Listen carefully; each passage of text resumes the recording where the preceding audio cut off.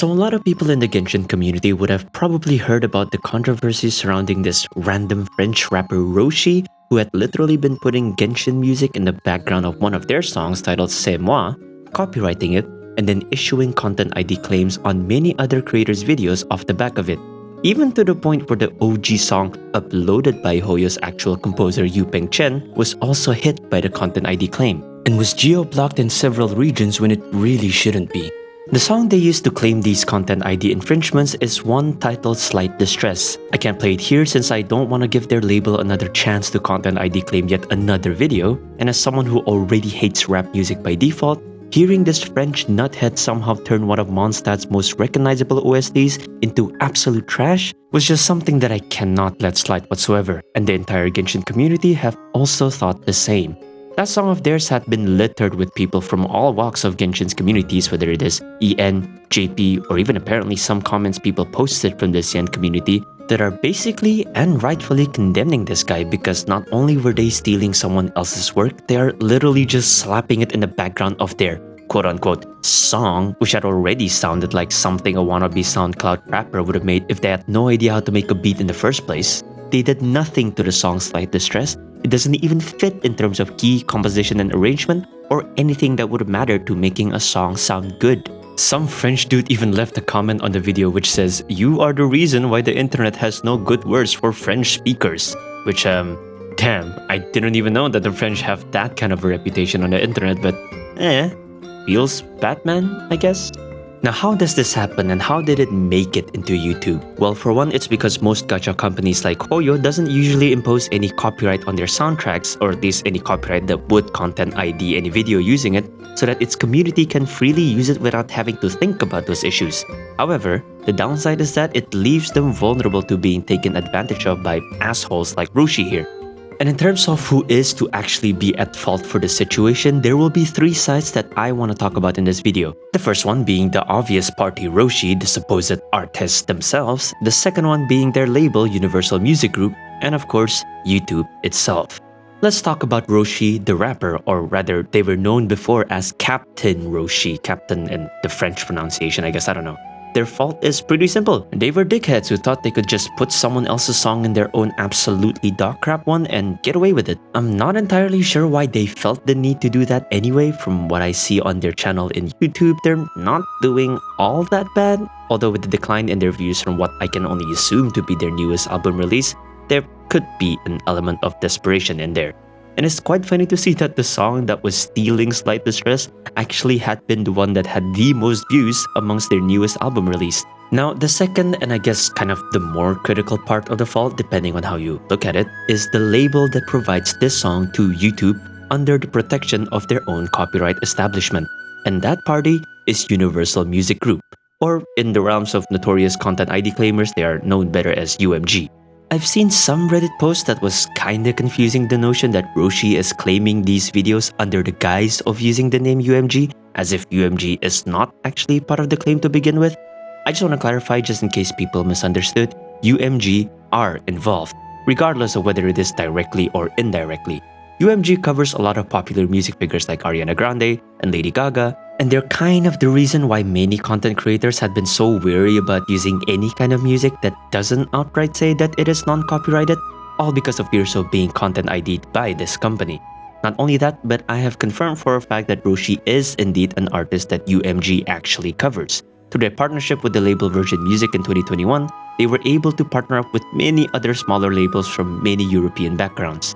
One of them being Danger Productions, which is the label which Roshi is signed with. And this is where the label itself could have done their due diligence in actually monitoring what their artists put out there, because labels, usually, always have a strict hold on what their musicians publish, and for them to let this kind of lazy stealing occur right under their noses is just something that they should have easily sniffed out to begin with. Because in regards to the song itself being published on YouTube, the fact that these labels can allow their artists to steal songs is highly detrimental to the copyright state of the actual song or content that their artist stole. One, like I said before, it made the actual Yu Peng Chen release of the real Slight Distress song become unavailable since it was copyrighted by Roshi. And of course, two, it began content IDing everything that already had this song in it, which was completely safe to use in videos beforehand, and it ends up shitting on the state of a lot of people's videos.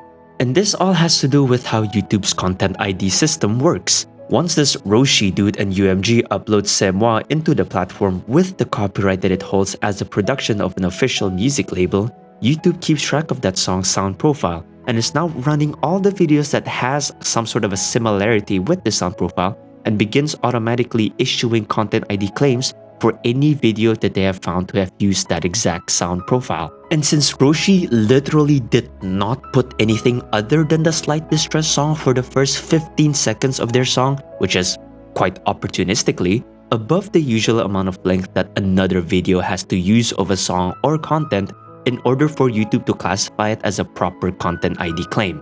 Usually, from my experience, if you use more than 7 seconds of a song that has a Content ID profile in YouTube, then you will most likely get a Content ID claim in that video. That's why I'm also putting as much blame on the label companies, just as I am about to move on to telling you guys about my own experience with how crappy YouTube's Content ID system is and how trying to solve it via YouTube is just a useless thing to even attempt. And from this retelling of my own experience, you should be able to see that people trying to steal other creators' videos using Genshin music wasn't even something new to begin with, as some of you might already know with Tencent stealing Furina's song La Vaguelette like last year or something.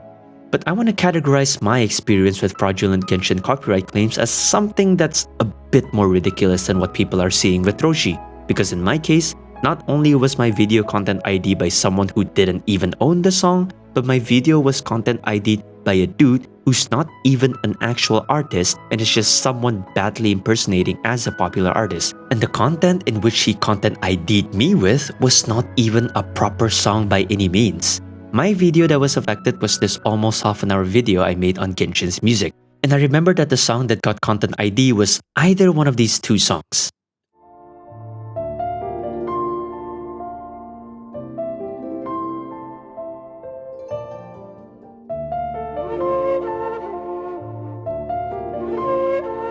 I just don't quite remember which one exactly because these songs are literally almost identical and they do play as ambience in the game. The party that claimed my video was this YouTube topics channel called Bad Bunny. Yes, a hard attempt at trying to use the name Bad Bunny, the popular rap artist. You can see the title there in the email being GTA something whatever in Spanish or whatever, that kind of thing. And while we can no longer look at that specific video since it's just gone, the channel's also gone technically from YouTube, I still remember what the video was showcasing, or rather, wasn't showcasing at all. It was just a random static picture of something that I don't remember, with the audio itself being this dude just going through Genshin's character screens, which I only recognize because I kept hearing the UI button sounds and character shifting sounds, all while either Lone Drifter or Lost Expectations was playing very loudly in the background because that guy was probably idling around Liyue. This dude purposefully put the volume of the SFX and ambience down while leaving the music up on max to make sure Content ID doesn't miss its sound signature. And then somehow, that video was then put up on YouTube under the music label or whatever label it is named TuneCore, and therefore the audio content of that video became something that YouTube viewed as copyrightable, and it began claiming videos just off of that. Again, that's why I blame labels as well. If these donkeys have friends or even connections that can somehow make it so that their content can be published under a Content ID on YouTube, this is something they can easily abuse to steal other people's revenue, which I'm pretty sure was the grift that these people were doing with the channel. Cause ain't no ways any self-respecting music label going to put a song that's just Genshin AFK noises with the occasional ambient soundtrack playing behind it as part of their catalog. So, obviously, after raging about how ridiculous it is to have a 26-minute video be claimed over 9 seconds of audio, I decided to go to YouTube support about it, and from this chat transcript alone, I should be able to show you guys how insanely useless it is to try and make your case to support. Okay, here we have the transcript, or like the email that I get as sort of like a receipt to my conversation with support. So obviously all these blank things are like my email and my actual full name, so I'm gonna have to redact them all just to make sure I don't get doxed or whatever. But yeah, let's just start reading through this, and I just want to show you guys that this ends up being like probably the most infuriating conversation I've ever had, like ever. You go in, chat transcript for case, whatever, and I don't think that was the actual time I was contacting it, but whatever. In comes Olivia. Olivia joined the conversation. And then I join the conversation, and then they go, "Hi, my name is Olivia. How are you doing today?" Just being polite. "I'm good, thank you, Olivia. That's good to hear." So I just get straight into it because I'm pretty sure at this point, like, they weren't really saying anything. So I kind of thought it was my obligation to start the question. So I just said, "I've got a quick question regarding a video that I'm currently trying to upload." Olivia says, "Sure, what is it?" And I said, "So the copyright checks came by and it said that there is a particular soundtrack in that video that is content ID." Olivia says, "I see. However, the soundtrack I'm playing is from a video game, and that video game allows their video game soundtracks to be used freely." And I see, thanks for the information. I don't know what kind of script this bot or person is following. And when I checked the content ID claim, it seems like someone else have used that song and claimed content ID rights over it when it's not their song. And I linked it. This is the video that falsely claims content ID rights over the song. And then I continued explaining the game itself is named Genshin Impact, and I've used a lot of their soundtracks and never had issues with the developers and rightful owners of the game. And it's just, "Thanks for the additional information." And then this is pretty bot stuff. "I understand you're reaching about a content ID claim. I know how important this is to you. Let me check the channel," and then just linked my channel, and I just said, "Yeah, it is. Thanks for confirming. And just for an extra note, I haven't uploaded the video." And then I wanted to clarify. I just want to say, just for an extra note, I haven't uploaded the video, but I don't want to upload it if this content ID claim is still on it, because it's misuse on the claimer's part. And of course, in my head, I'm thinking like it might affect either the reach or visibility of the video. And then again, they ask for my first name, can address me, and then blank blank, obviously. And then go, "Please bear with me while I check this one for you." And I waited. I don't know how long this is, like maybe 8 no, actually wait, please bear with me. That's 51 and that's 04:05. So what is that, 14 minutes of waiting? Technically, yeah, 14 minutes of waiting. They even thought that I closed the thing, even though, like, really, I was getting a bit impatient at that point, but I thought that they were actually gonna, give me a solution. Then they just go, "It shows that the video has not been uploaded yet. If you upload a video that contains copyright protected material, you can end up with a content ID claim," as if I haven't explained to them that, yeah, I know that these claims are made by companies that own copyrighted material like music. Yeah. So you should understand by now. It's like a quick pause over here, like almost a minute, where I was just sat there like, "Are you dumb? Like, really? Really?" So I just said, "Yes, that's what I mentioned before. The video isn't uploaded." And then Olivia said, "Receiving content ID will rarely impact your access to a specific feature. Should it endanger your account, it just mean you found some material in your video that's owned by someone else." And then it has policy, content ID claims, prevent, yeah, whatever. It's just useless things that basically kind of say, they're just saying like, "Oh yeah, it's not up to us," And then I tried to just argue back, but the content ID claim is false because the person who uploaded the song to YouTube does not own it. Meanwhile, the real owners have no problem having these songs being used commercially. And then they just give me like content ID FAQ materials, I guess.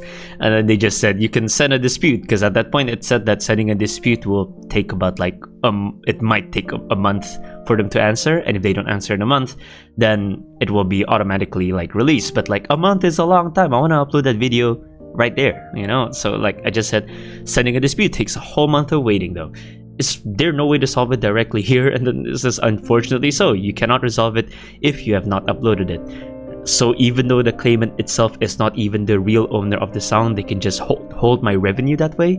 Olivia just says, "While this is still in dispute, the revenue is on hold and will be rewarded to the winning party." Whining party. Like, this is where I kind of went, okay, maybe I am dealing with a human, but like a human that was just so robotic, following like a certain script that they've been like given when it comes to dealing with content ID complaints. So I don't know what else to do here other than to just keep asking the question, because like, yes, but from what I understand, the decision is entirely up to the claimant, which it is. It's really up to the person who holds that content ID to decide whether or not, I'll let you have this, or they won't let you have it at all. And there's no way for us to have like a actual fair look at that. And I just said, but this claimant is fraudulently claiming ownership of this particular audio, so they can just refuse and nothing will come out of it. If you believe you have all the necessary rights to the material, you can appeal the claim, and it's just the same thing over again. And yeah, like, I gave it another minute and I just said, okay, that's all I'm gonna ask then. Clearly this isn't going to go anywhere, so I will just work around the audio for now. And yeah, whatever the hell the bot was saying after that, I was just sitting there like, now I get it. Before, I've always viewed like people making videos about content ID claims, and with them being so worked out about it, now I understand that. And now I'm like, okay, I get it. It is actually absolutely useless, and the system they have in terms of how you can appeal it is just crap. I don't think I need to reiterate what the problem is since I pretty much explained it during that transcript reading. I just want to highlight the absolute uselessness of it all because although yes, I may have been talking to an actual person, I don't know, maybe someone who's just straight up following a script, but how quickly it is that they turn into actual bots once there seems to be protocols on how to deal with certain situations is very concerning. Even if it was the wrong set of protocols, because for issues that had a bit more depth like the one I just had, they seem to not have a single ounce of flexibility or even a clue on how to actually deal with the issue in hand. I just ended up cutting the portion of that soundtrack to like 7 seconds or something so that it doesn't get flagged. And look, I want to be fair, there are times where content ID is something that either has its uses or actually works as intended. Some musicians out there, particularly the ones who focuses on making background or something along the lines of ambience music, actually has used content ID descriptions to either allow people to use their music via making sure that we do credit them in the description, artists like Maso Beats does this, or even allows us to just submit a claim through content ID to tell YouTube that we actually do have the license or permission to use their content. And usually, the people who does it that way have a pretty quick response time of within 24 hours, which shouldn't cost you too much optimal upload time. There are also other instances such as the time where I made a cover of Jane Doe's teaser theme from Zenless Zone Zero where I got content ID'd by the rights owner to the song Hotel California, which was very understandable because Jane's teaser theme really was just a reimagined version of Hotel California, so I more than expected that. And then all I did was send in a dispute which shows that I made it as a cover and I made everything in it from scratch and that it even has a different key to the original, so it should count as fair use. And just 5 days later, they released the claim and I was able to upload just fine.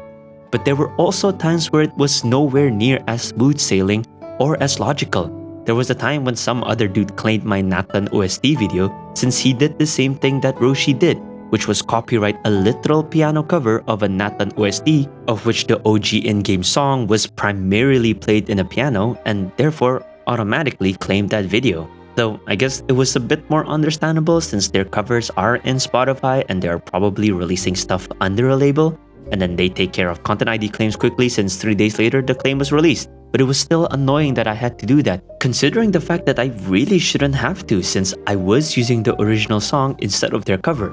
In another occasion where I made a cover of Lainey's Alonica using Genshin stuff, the claim wasn't released until it reached the 1-month grace period, which could have affected the amount of reach that the video had due to its status of being content ID claimed for that whole month.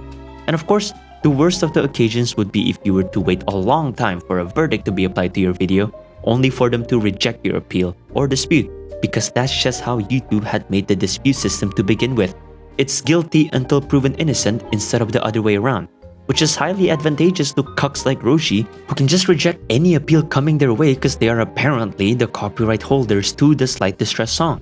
I don't understand how YouTube can impose this sort of system to their creators, a system that weakly relies on the perceived ability of the copyright holder to accept or reject your disputes with impartiality, when you can argue that they probably had no goodwill or integrity to begin with if they were already willing to steal songs or content for them to use for their own benefit. It just leaves creators vulnerable to being abused by assholes. Sure, videos such as the ones made by Bad Ani will get removed eventually, but it takes months for it to even be addressed, which is kind of why I also re-uploaded that Genshin song video that I made, because I realized that there was no content ID on it anymore, and by the time those months ended, I don't know if people would even still want to watch the video that I'd wanted to put out. While I would admit that I don't know if getting a content ID attached to my video will end up severely limiting its reach for sure, but since quite some people have described it to be that way, it's gonna prove to be detrimental to anyone who needs these videos to make a living or make a career out of. YouTube themselves even replied to one of the tweets discussing this, but they were more concerned about letting people know that the OG Slight Distress wasn't actually fully blocked, so there really shouldn't be any problem, instead of addressing the fact that their system was letting an artist content ID other creators' videos by using stolen content.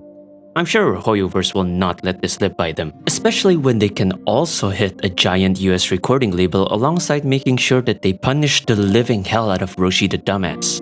And it should be pretty bad considering the fact they literally legit just put the entirety of the song 1-to-1, no changes, in the background of the track. So hopefully any arguments of it being fair use can be thrown out of the window, especially when the first 15 seconds of the song is just slight distress with nothing else being put or changed within it. It's just a bit shocking that they were willing to take the risk to do this. Like, have some of these people learned nothing from the SAG-AFTRA situation? That's all I have for today. Let's make sure this asshole doesn't get away with it. Until the next video, the name's Leafy, and I'll see y'all next time. Sayonara.